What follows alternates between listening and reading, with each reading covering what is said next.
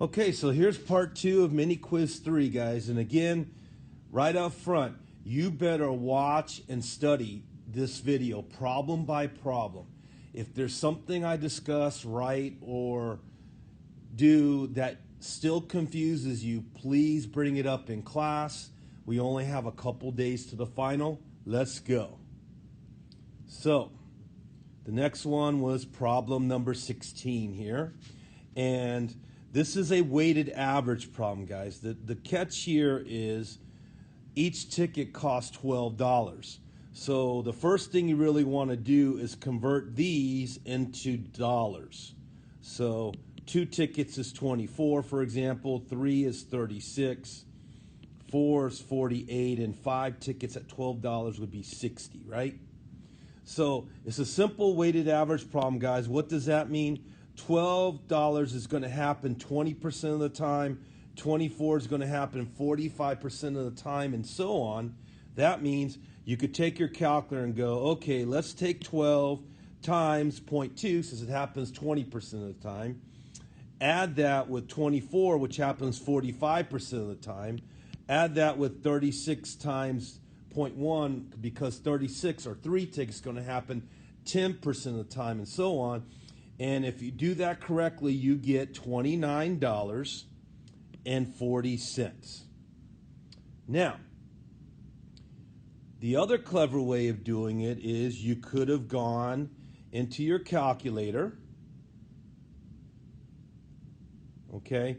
And again, hopefully you know at least how to do stat and then edit. And then you input list 1 and list 2. List 2, notice, are what we call the frequencies for list 1. Okay, how much each one happens, right? The percent each one happens. So therefore, I'm going to select one variable stat since I'm only analyzing one variable, which is the ticket prices, $12 per ticket, right? And if I do one variable stats, here's the key. Our data list is list 1. Our frequency list goes into list 2. We press calculate. And you don't care about anything else, really. All you care about is, in this case, the average amount of money, which is $29.40. Now, the only other thing that may be relevant, of course, right here is the actual standard deviation. And we'll have to review and study that. But that won't be on the final. This very well may be. I'm just going to test you whether or not you could do a weighted average. All right, let's move on. 17. Environmental group wanted to estimate the proportion. So we have a proportion of fresh produce, right? And let's see here. In the winter, they did a 95% Z interval, and they got this.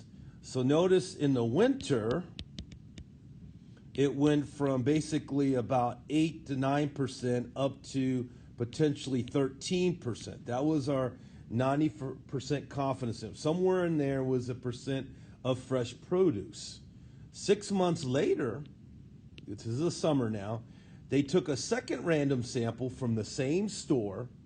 The second sample, same size, sample size as the first, and the proportion identified as organic was now, I guess instead of fresh, it should have been organic, was 40%. So they have more organic, non-fertilizer, I guess, kind of produce there. How does the 95% Z interval for a proportion constructed from the summer sample compare to the winter? Well, the first thing to understand is 0.4 is 0.40. That is more. So summer is definitely more than winter, right? Winter somewhere around, looks like around 11% if we average the high and low of our interval, right? Somewhere in there. It could be as low as 8% though, or as high as 13%, but 40% is still higher than 13%. So we know for sure that we're going to look for summer having a greater point estimate. So I would eliminate A, right, and C because they're saying lesser. Okay. Using your common sense, I would say, could it possibly be the same with? I don't think so, as we'll discuss here shortly. So I would eliminate D. So if I had to guess, I would definitely guess either B or D. Because remember, on the exam, you are going to guess if you have to. You're going to eliminate one or two, or hopefully at least 3 bad answers, and then you have a 50-50 shot. So long story short, guys, if I take 0.4, and remember, to do a confidence interval, you're going to do plus or minus the z star times the standard deviation. So for 0.4, that would be 0.4 times 0.6, 1 minus 0.4 divided by whatever. Let's say the sample size was 10. Just making that up. Or let's do like 100. The point is, what is 0.4 times 0.6 divided by 100? Now, as you can see here, let's just make this clear. Summertime, we knew that the p-value was around 0.4. The wintertime, it was around 11, somewhere between 9 and 13%, so we'll average in, say, 11%, right? So if we're talking about standard deviation, notice if I do the p1 minus p over n, now I haven't done the square root part, but the whole point is, notice how the summer is a larger value than the winter. This, guys, is 0.000979, right? E negative 4 means 1, 2, 3, 4 decimal places, right? So the summer will have a larger interval as well as a larger point estimate, basically, and a larger amount of produce as a result. So long story short, we're going to pick B. It will be a wider interval. It's just the stats, guys. 0.4 is going to have a larger interval, larger standard deviation than 11 or 0.11 will, as shown here again. So the answer is B. Again, if you're stuck on any of these guys, bring it up in class, okay? We have at least another day or two. So here we go. One more problem. Based on the records kept at a gas station, the distribution of gallons of gas purchased by customers is skewed to the right. So let's do a quick sketch. We know it's skewed to the right. We know the mean will be somewhere here, a little bit right of the median.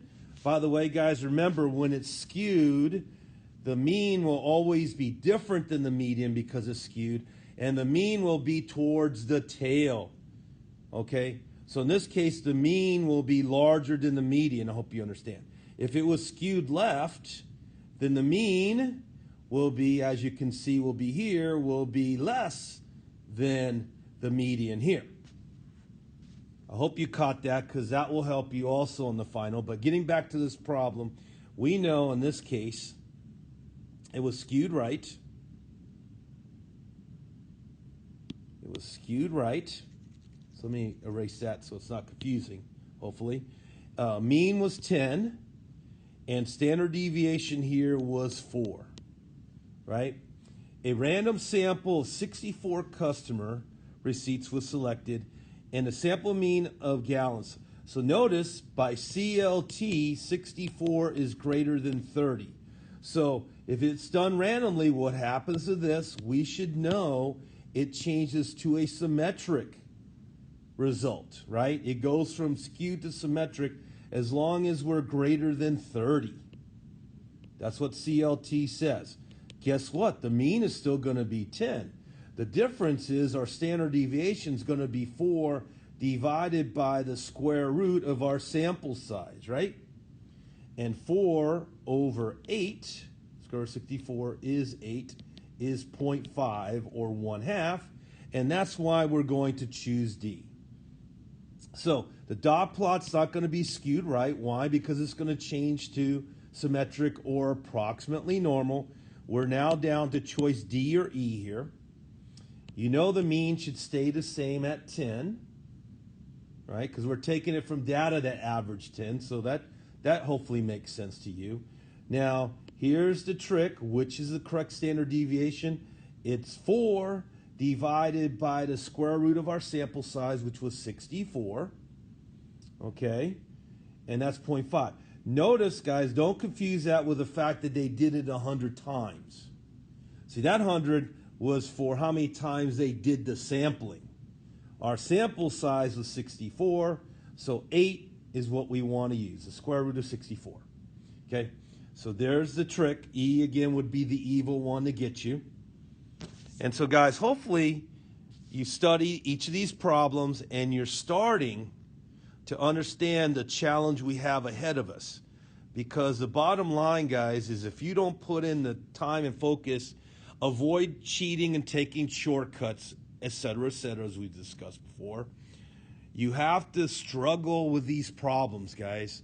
Problem by problem.